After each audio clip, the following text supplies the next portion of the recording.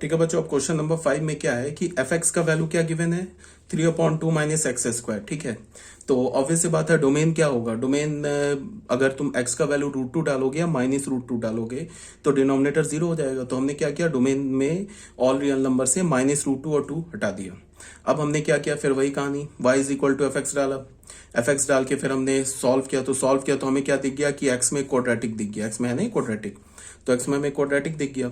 उसके बाद हमने क्या किया, यहां से x की वैल्यू हमें क्या मिल गई, ±√2y-3/y। फिर यहाँ पे x कब डिफाइंड होगा, व्हेन जो भी स्क्वायर रूट के अंदर लिखा है वो ग्रेटर देन इक्वल्स टू 0, यही है ना। तो यहाँ पे हमने 2y-3/y को ग्रेटर देन इक्वल्स टू 0 कर दिया। अब इसी इनइक्वालिटी तो सॉल्व करना जानते ही हो, ये तो ऑलरेडी मैंने 11th क्लास के बच्चों को बोल रहा हूँ, 12th क्लास से तो मैं ये एक्सपेक्ट करता ही कि वो जानते होंगे, ये तो ऑब्वियस सी बात है, वेवी कर्व रूल।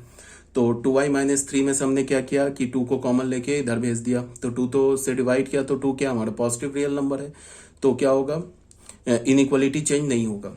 उसके बाद बच्चों मैंने क्या किया, उसके बाद मैंने फिर वही वेवी कर्व रूल लगा दिया, 0 डाला, यहाँ पे इसका रूट क्या आ रहा है 0, इसका रूट क्या आ रहा है 3/2, इक्वल्स टू 0 है तो 3/2 इंक्लूड होगा, न्यूमरेटर से जो रूट आएगा ना वो इक्वल्स टू 0 पे इंक्लूड होगा, जो रूट डिनोमिनेटर से उसको एक्सक्लूड कर दिया। पॉजिटिव है तो -∞ से 0 यूनियन 3/2 से इंफिनिटी इंक्लूडिंग 3/2, हमारा रेंज आ गया। अब आ जाओ क्वेश्चन नंबर 6 में। क्वेश्चन नंबर 6 में क्या बोल रहा है, f x is equal to x square -9/x-3, इसका हमें डोमेन और रेंज निकालना है। तो डोमेन के लिए तो बहुत सिंपल है, डिनोमिनेटर 0 नहीं हो सकता, तो हमने पूरे रियल नंबर से क्या किया, 3 को हटा दिया, because x is equal to 3 पर डिनोमिनेटर 0 होगा, तो रियल नंबर से हमने 3 हटा दिया, तो ये फंक्शन का क्या आ गया, डोमेन। अब रेंज के लिए फिर वही काम करते हैं, y is equal to f x किया, फिर क्रॉस किया, तो क्रॉस किया तो हमें एक क्वाड्रेटिक आ गया। किस में क्वाड्रेटिक आ गया, ये x में क्वाड्रेटिक आ गया। ठीक है, ये हमें क्या मिल गया, एक x में क्वाड्रेटिक मिल गया। उसके बाद देखो क्या है, x में हमें मिल गया ये क्वाड्रेटिक। उसके बाद हमने क्या किया कि यहाँ पे क्या होगा, फिर x की वैल्यू निकाल लिया हमने क्वाड्रेटिक फॉर्मूला से, -b + -√d/2a, जो ये डिनोमिनेटर में स्क्वायर रूट के जो अंदर दे रखा है ना, इसको हमने क्या कर दिया, ग्रेटर देन इक्वल्स टू 0 कर दिया। तो यहां से हमें क्या मिल गया, y-6 whole square is greater than equals to 0। अब y-6 whole square is greater than equals to 0 जो है, ये तो क्या है, ये जो है हमारा, ये तो ट्रू है ना सारे रियल नंबर के लिए। यहां से अगर मैं तुम्हें बोलूं कि y का वैल्यू निकालो such that y-6 whole square is greater than equals to 0, तो y के तो सारे रियल नंबर एक्सेप्टेबल है, बिकॉज हमें पता है कि किसी भी नंबर का स्क्वायर या तो पॉजिटिव होता है तो 0 होता है। y का तुम कोई भी वैल्यू डालो, पॉजिटिव डालो, निगेटिव डालो, 0 डालो, y-6 होल स्क्वायर हमेशा ग्रेटर देन इक्वल्स टू 0 होगा, विच इज ऑलवेज ट्रू। तो y बिलोंग्स टू आर आ गया। तो अभी हम लोग तुरंत में नहीं ये बोल पड़ेंगे कि इसका रेंज जो है वो ऑल रियल नंबर है, थोड़ा हम ध्यान देंगे। ध्यान किस बात का देना है उसको तुम देखो, y मैंने ऑलरेडी बता रखा है ना, रेंज में क्या होगा कि रेंज इतना आसान नहीं है। अभी जो रेंज बता रहा हूं ये तो काफी इजी है, बिकॉज ये 11th क्लास का 12th क्लास का रेंज और टफ हो जाता है। हमारे पास फंक्शन क्या दे रखा है, हमारे पास जो फंक्शन दे रखा है वो है y is equal to f x is equal to x² -9/x-3। यहां पे क्या है, x3 के इक्वल नहीं है, तो इसको तुम जरा ध्यान से देखो।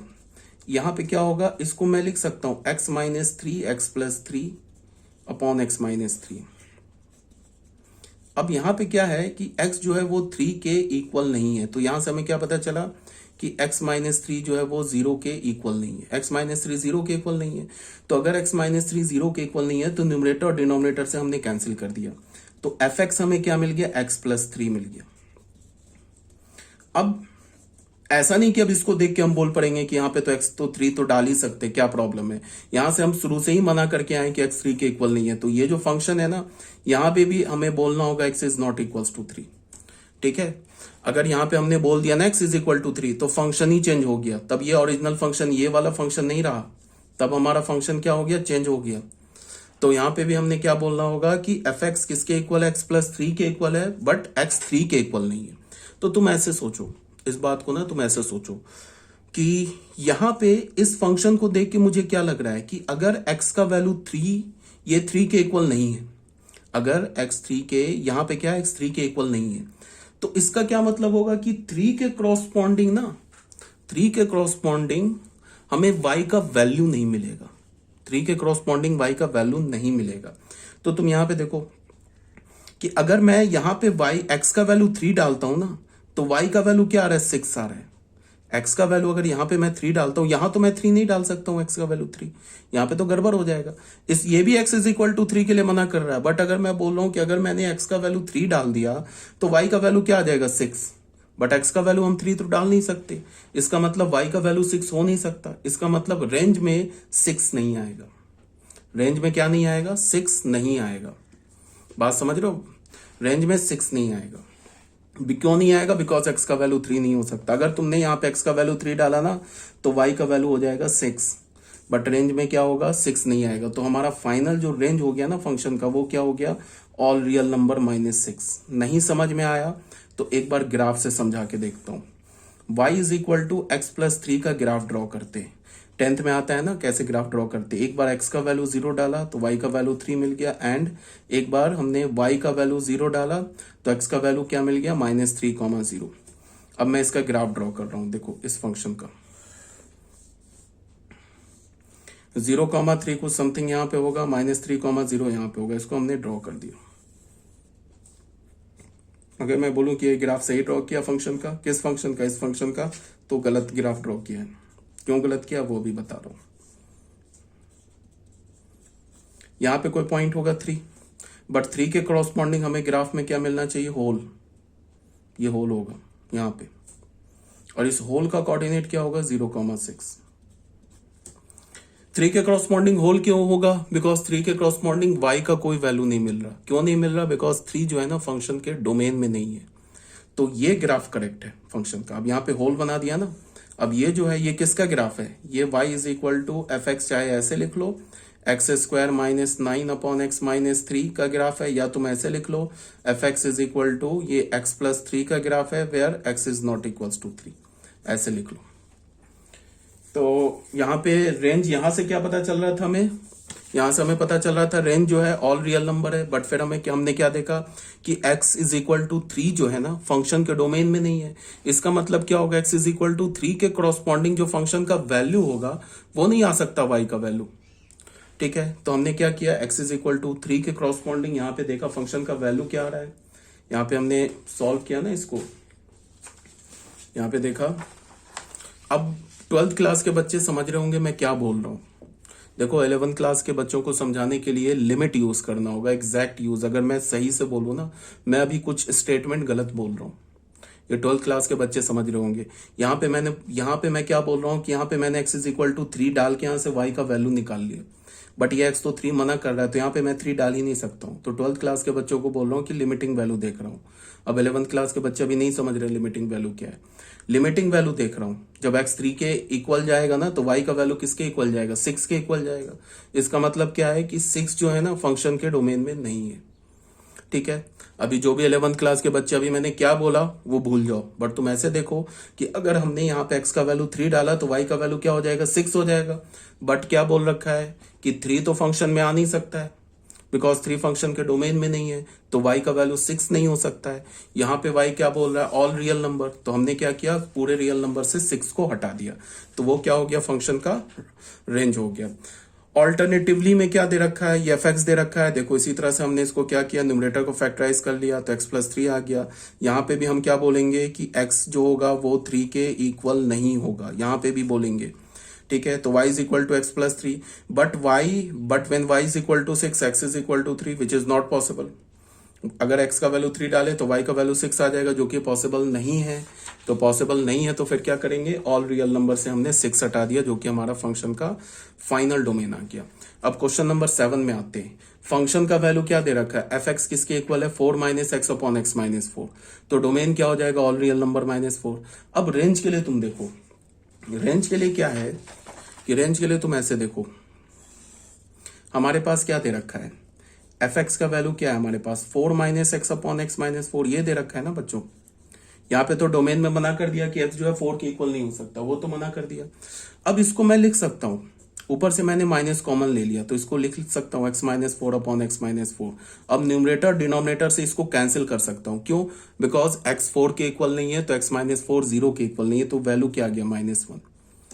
इसका मतलब है कि एफ एक्स क्या लिखा हुआ, -1 के इक्वल लिखा हुआ है। एफ एक्स किसके इक्वल लिखा है, -1 के इक्वल। इसका मतलब कि 4 को, यहां तो 4 डाल नहीं सकते एक्स में, यहाँ पे एक्स, अब ये फिर तुमको बहुत बच्चों को कंफ्यूजन क्या होगा कि यहाँ पे तो एक्स का वैल्यू 4 डाल सकते हैं। देखो फिर से देखो, यहाँ पे हमने एफ एक्स क्या लिया है, एफ एक्स लिया है ना हमने x-4/4 - x, ठीक है। तो इसमें हमने मना कर दिया कि x 4 के इक्वल नहीं है, तो यहां से हमें क्या पता चला कि x-4 0 के इक्वल नहीं है, ठीक है। तो अब एफ एक्स का वैल्यू हमें क्या मिल गया, -1। तो यहां पे भी हम मना करेंगे कि x is not equals to 4, मतलब कि इस फंक्शन में हम, ये हमारा फंक्शन, ये फंक्शन लिखो या ऐसे फंक्शन लिखो इक्वल है, बट अगर मैंने ऐसे लिख के छोड़ दिया ना f x is equal to -1, तो ये फंक्शन और ये फंक्शन फिर इक्वल नहीं होगा। क्यों नहीं इक्वल होगा, कि बिकॉज इसके डोमेन में 4 नहीं है। इसको देखोगे तो इसके डोमेन में 4 है। तो हमें तो क्या करना है कि इस फंक्शन पे काम करना है ना, तो यहां भी हमें क्या करना होगा, ये फंक्शन लिखना पड़ेगा। इसके फंक्शन क्या, अगर इस फंक्शन को मैं दूं इंडिविजुअल, मैं एक सेपरेट क्वेश्चन में दे दूं कि इस फंक्शन का डोमेन निकालो, तो इसका डोमेन क्या हो जाएगा, ऑल रियल नंबर। इसका डोमेन क्या है, ऑल रियल नंबर -4। तो जब फंक्शन का डोमेन ही अलग हो गया तो फंक्शन चेंज हो गया ना, तो हम फंक्शन को बीच में चेंज तो नहीं कर सकते ना। जो फंक्शन ओरिजिनल फंक्शन दिया उसी पे काम करेंगे ना। ऐसा तो नहीं है कि फंक्शन को चेंज करके अपने अकॉर्डिंग फंक्शन बना लेंगे, उसका डोमेन रेंज निकाल लेंगे, तो नहीं है, कर सकते। तो अब यहाँ पे क्या हो जाएगा कि हमारे पास जो फंक्शन आ गया f x is equal to -1 when x not equals to 4। अब तुम बताओ, x का तुम कोई भी वैल्यू डालो, एफ एक्स का वैल्यू तो -1 ही आ रहा है। x का तुम कोई भी वैल्यू डालो, 4 को छोड़ के 1 डालो, 2 डालो, 3 डालो, फंक्शन हमेशा y का वैल्यू क्या आ रहा है, -1। तो रेंज क्या हो जाएगा फंक्शन का, -1। सिंपल सा बात है, तुम देख लो करके। मान लो कि अगर हमने x का वैल्यू 4 तो डाल नहीं सकते, 2 डाला, तो f2 क्या मिल जाएगा, मैं देख लो, 2 - 4/4 - 2 क्या हो जाएगा, -2/2 -1। कोई भी रियल नंबर डालो, एनी रियल नंबर एक्सेप्ट 4 को छोड़ के, एफ ऑफ मान लो डाल दिया -π/4 डाल दिया, तो क्या आ जाएगा, -π/4 -4, और ये क्या हो जाएगा 4, ये माइनस हो जाएगा यहाँ पे, तो माइनस माइनस प्लस π/4 हो जाएगा। ऊपर से तुम माइनस कॉमन निकाल लो, तो क्या हो जाएगा, π/4 + 4 अपॉन π/4 + 4, तो ये कैंसिल होके क्या हो जाएगा, -1। तो इसका क्या मतलब हो गया, range of the function is -1, domain of the function is all real number except 4। अब आ जाओ फंक्शन में, ये फंक्शन दे रखा है एफ एक्स, इस फंक्शन को fx2 - sin 3x, देखो एफ एक्स का वैल्यू क्या दे रखा है, 1/, इस क्वेश्चन को थोड़ा ध्यान से देखो, स्पेशली जो 11th क्लास के बच्चे सुन रहे हैं, सॉरी, ये दिस इज x, इस फंक्शन का डोमेन निकालना है। अब देखो मैं क्या बता रहा हूँ 11th क्लास के बच्चों को के लिए, कि जो साइन एक्स होता है ना, अभी सिर्फ याद करो, जब हम लोग ट्रिग्नोमेट्रिक फंक्शन पढ़ेंगे ना तो इसका प्रूफ पढ़ेंगे। अभी सिर्फ जो बोल रहा हूँ उसको समझो कि ये ट्रू है। साइन एक्स होता है ये -1 से 1 के बीच में लाई करता है, इसको याद रखना। For all x belongs to r, इसको रट जाना। 11th क्लास को बोल रहा हूँ, 12th क्लास को नहीं बोल रहा हूँ। ये साइन एक्स का वैल्यू -1 से 1 के बीच में होता है। ये हम ट्रिग्नोमेट्रिक फंक्शन पढ़ेंगे ना, अगला हमारा चैप्टर ही है ट्रिग्नोमेट्रिक फंक्शन, उसमें हम ये प्रूफ करेंगे कि साइन एक्स की वैल्यू -1 से 1 के बीच में होती है, इंक्लूडिंग -1, इंक्लूडिंग 1, चाहे तुम दुनिया का कोई भी रियल नंबर x उठा लो, ठीक है। तो यहां पे क्या हो जाएगा, अगर x, तो साइन 3x का वैल्यू क्या हो जाएगा, अगर x हमारा रियल नंबर है, यहां पे x अगर हमारा रियल नंबर है तो 3x भी रियल नंबर है। अगर मैं x का वैल्यू कुछ भी डालूं, 1 डालूं, 2 डालूं, पाई डालूं, e डालूं, -1 डालूं, कुछ भी डालूं, x रियल नंबर है तो 3x भी रियल नंबर है। तो यहां से हमें क्या पता चला कि साइन 3x भी जो होगा ना, वो भी -1 से 1 के बीच में ही होगा, ठीक है। अब हमारा फंक्शन क्या है, f x is equal to 1 - 2 - sin 3x, ठीक है। तो अब डिनोमिनेटर कब जीरो होगा, डिनोमिनेटर कब जीरो होगा, व्हेन 2 - sin 3x, डिनोमिनेटर को अगर मैं जीरो करूं तो यहां से हमें क्या पता चल रहा है, इंप्लाई क्या हो रहा है कि 2 - sin 3x का वैल्यू क्या होना चाहिए, 0 होना चाहिए। तो यहां से हमें क्या पता चला कि sin 3x का वैल्यू क्या होना चाहिए, 2 होना चाहिए, विच इज नॉट पॉसिबल। क्यों नहीं पॉसिबल है, क्योंकि sin 3x का वैल्यू क्या होगा, -1 से 1 के बीच में ही हो सकता है ना। मैंने क्या बोला, यहां पे मैंने क्या बताया कि sin x का वैल्यू ये हम प्रूफ करेंगे। अभी जो बोल रहा हूं ना उसको सिंपल रट जाओ, 11th क्लास को बोल रहा हूं। साइन एक्स का वैल्यू -1 से 1 के बीच में ही होता है, चाहे दुनिया का कोई भी एक्स डाल लो, कोई भी रियल नंबर डाल लो। तो अगर एक्स रियल नंबर है तो 3x भी रियल नंबर है, तो साइन 3x का वैल्यू भी -1 से 1 के बीच में होगा। अब हमने डिनोमिनेटर को 0 किया, हम क्या चेक कर रहे हैं कि क्या कोई ऐसा x है जिस पर डिनोमिनेटर 0 हो जाए। तो हमने डिनोमिनेटर को 0 किया, तो 2 माइनस साइन 3x को 0 किया, तो साइन 3x का वैल्यू 2 आ गया। इसका क्या मतलब है कि अगर साइन 3x का वैल्यू 2 आ जाए तो डिनोमिनेटर 0 हो जाएगा।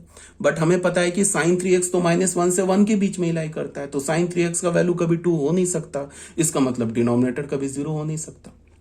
यहां पे तुम ऐसे भी सोचो ना कि 1/2 माइनस साइन 3x में इस साइन 3x का वैल्यू तो -1 से 1 के बीच में लाई करता है। तो अगर इसका वैल्यू तुम -1 से 1 के बीच में रखोगे तो डिनोमिनेटर 2 में से 2 में से अगर तुम -1 से 1 के बीच का रियल नंबर सब्ट्रैक्ट करोगे तो 0 होगा ही नहीं। 2 में से 2 सब्ट्रैक्ट करोगे तभी तो 0 आएगा। इसका क्या मतलब है कि डिनोमिनेटर 0 नहीं हो सकता। इसका क्या मतलब है कि इस फंक्शन का डोमेन ऑल रियल नंबर हो जाएगा। ठीक है, ये जो हमारे पास फंक्शन गिवन है ना fx, किसके इक्वल गिवन है 1/2 माइनस साइन 3x, ये जो गिवन है ना, ये जो हमारे पास फंक्शन गिवन है, तो इस फंक्शन का डोमेन, अब देखो ये साइन 3x में इस x को भी कोई खतरा नहीं है। यहां पे साइन x में ये x कुछ भी हो सकता है, उसके लिए साइन x डिफाइंड होगा। ठीक है, तो यहां पे इस साइन 3x में इस x को भी कोई प्रॉब्लम नहीं है, x कोई भी रियल नंबर हो सकता है, और साइन 3x का वैल्यू कभी 2 हो नहीं सकता। इसका मतलब डिनोमिनेटर कभी 0 नहीं हो सकता। तो इसका मतलब इस फंक्शन का जो डोमेन है ना ऑल रियल नंबर है। जो साइन एक्स होता है ना फंक्शन, अभी तुमने जो 11th क्लास के बच्चे उनको बता रहा हूं, साइन एक्स में तुमने यही पढ़ा होगा ना कि एक्स का वैल्यू 0 होता है, 30 होता है, 45, 60, 90, यही सब पढ़ा होगा ना। बट एक्स का वैल्यू यही नहीं होता। एक्स का वैल्यू कोई भी रियल नंबर होता है, वो भी हम आगे पढ़ेंगे ट्रिग्नोमेट्रिक फंक्शन में। तो अब यहां पे मैं बोल रहा हूं कि साइन एक्स में एक्स कोई भी रियल नंबर हो सकता है, एक्स बिलोंग्स टू आर हो सकता है, तो इसको भी कोई प्रॉब्लम नहीं। यहां भी तुम एक्स कुछ भी रखो तो साइन 3x को भी कोई प्रॉब्लम नहीं है। और साइन 3x कभी 2 नहीं हो सकता, इसका मतलब डिनोमिनेटर कभी 0 नहीं हो सकता, तो डोमेन हो गया ऑल रियल नंबर। अब डोमेन तो निकाल लिया, अब रेंज पर आते हैं। देखो रेंज कैसे निकालेंगे। साइन 3x हमने क्या बोला, साइन 3x क्या बोला, -1 से 1 के बीच में। तो अब मैंने क्या किया, ये तो डबल इनइक्वालिटी है, इसमें मैंने माइनस मल्टीप्लाई कर दिया, तो ये 1 हो जाएगा, इनइक्वालिटी चेंज हो जाएगा। अब कोई बच्चा बोलेगा कि -1 क्यों मल्टीप्लाई किया, तो अभी आ जाएगा आगे समझ में क्यों किया मल्टीप्लाई। तो -1 मल्टीप्लाई किया तो ऐसे हो गया। अब इसको फिर मैं ऐसे लिख सकता हूं, माइनस साइन 3x, ये और ये तो एक ही बात लिखा हुआ है, सेम इनइक्वालिटी लिखा हुआ है, ऐसा पलट के लिख लिया।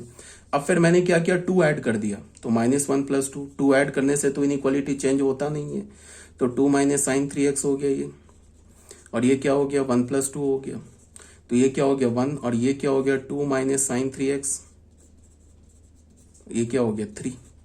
अब बताओ 2 माइनस साइन 3x का वैल्यू क्या मिला, 1 से 3 के बीच में, इंक्लूडिंग 1 इंक्लूडिंग 3। ठीक है, तो 1 से 3 के बीच में मिला, तो 2 माइनस साइन 3x कैसा नंबर है, पॉजिटिव नंबर है। क्यों है, बिकॉज ये 1 से 3 के बीच में लाई कर रहा है। तो अगर मान लो कि किसी भी दो पॉजिटिव नंबर के बीच में इनइक्वालिटी है, जैसे 1 इज ऐसे बोल लो कि 2 is greater than equals to 1, या फिर तुम बोलो कि 4 is greater than equals to 2।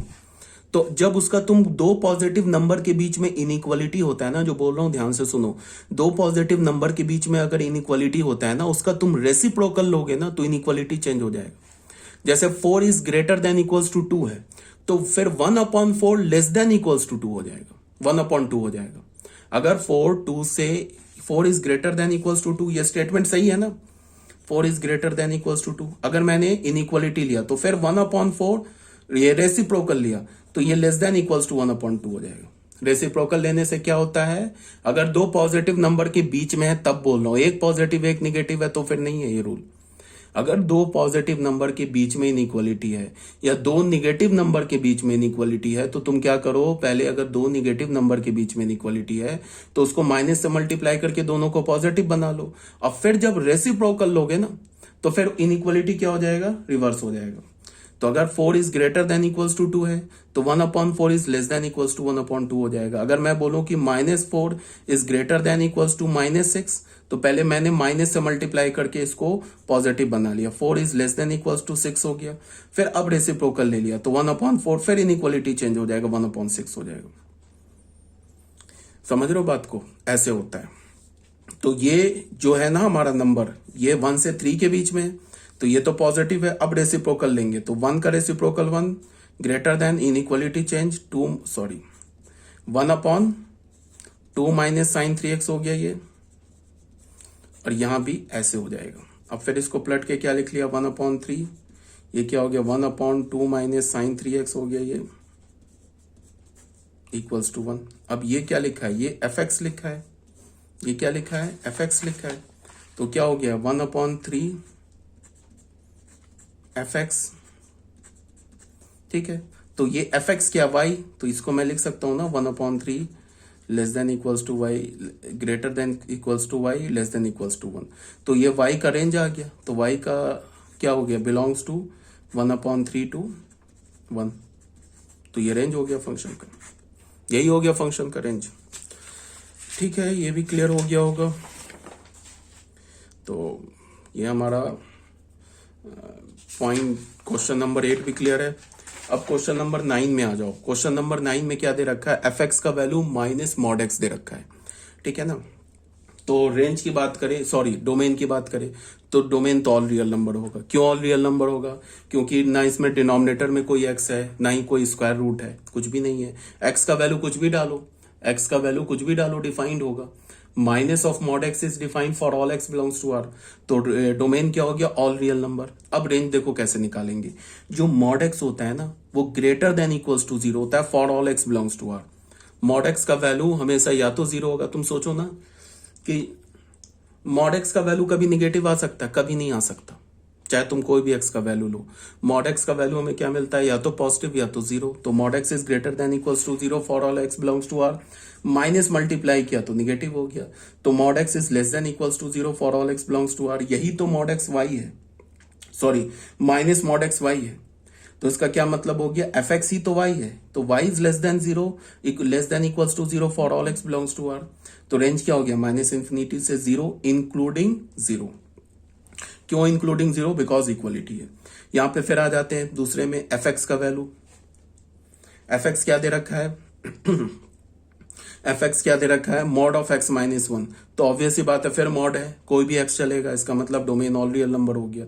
अब रेंज में आ जाओ, mod of x minus 1 is greater than equals to 0। Mod of x minus 1 क्या होगा, ग्रेटर देन इक्वल्स टू 0 होगा ना सारे रियल नंबर के लिए। और ये मॉड ऑफ एक्स माइनस 1 क्या, वाई है, तो इसका मतलब क्या हो गया, y is greater than equals to 0 for all real number. इसका मतलब रेंज क्या हो गया, अगेन 0 टू इंफिनिटी। ठीक है, जब हम लोग आगे ये पढ़ेंगे ना, क्या बोलते हैं तुमको, अभी आगे जब ग्राफ पढ़ेंगे ना, तो मॉड एक्स हो गया, मॉड ऑफ एक्स माइनस 2 हो गया, इन सब का ग्राफ मैं तुम्हें बताऊंगा। तो जब तुम ग्राफ देख लोगे ना फंक्शन का, तो रेंज और डोमेन तुम्हें दिखने लगेगा। दिखने लगेगा मतलब कि वो तुम्हें पिक्चर में दिखने लगेगा कि फंक्शन का रेंज क्या, फंक्शन का डोमेन है, ग्राफ से दिखने लगेगा। तो अभी इसके बाद का जो टॉपिक है वो ग्राफ ही है, तो उसमें और क्लियर होगा रेंज और डोमेन। अब आ जाओ क्वेश्चन नंबर 11 में। एफ एक्स क्या दे रखा है, root under x minus 2/3 minus x. Domain के लिए क्या, हमें डिनोमिनेटर को सबसे पहले डोमेन के लिए क्या है, तो डोमेन के लिए हमें क्या करना, क्या होगा कि ये जो स्क्वायर रूट के अंदर लिखा है वो क्या होना चाहिए, ग्रेटर देन इक्वल्स टू 0। ठीक है, तो इसको हमने ग्रेटर देन इक्वल्स टू 0 कर दिया। फिर मैंने बता रखा है कि वेवी कर्व रूल लगाने से पहले क्या करते हैं, एक्स के कोफिशिएंट को पॉजिटिव बनाते हैं, तो एक माइनस बाहर निकाल लिया, यहां से डिनोमिनेटर से एक माइनस बाहर निकाल लिया, तो हमें क्या मिल गया, minus of x minus 2/x minus 3 is greater than equals to 0। Minus से मल्टीप्लाई कर दिया तो लेस देन इक्वल्स टू 0 मिल गया। फिर नंबर लाइन पे सॉल्व कर लिया, लेकिन एक ब्लंडर मैंने कर दिया। 3 मैं कैसे ले रहा हूँ समझ में नहीं आ रहा, 3 नहीं होगा यार, ये नहीं होगा, यहाँ पे ये ओपन होगा, बिकॉज जो 3 है ना वो तो डिनोमिनेटर से आ रहा है ना बच्चों, करेक्ट कर लेना। ये जो 3 पर ओपन होगा, बिकॉज 3 तो हमारा क्या आ रहा है, डिनोमिनेटर से रूट आ रहा है,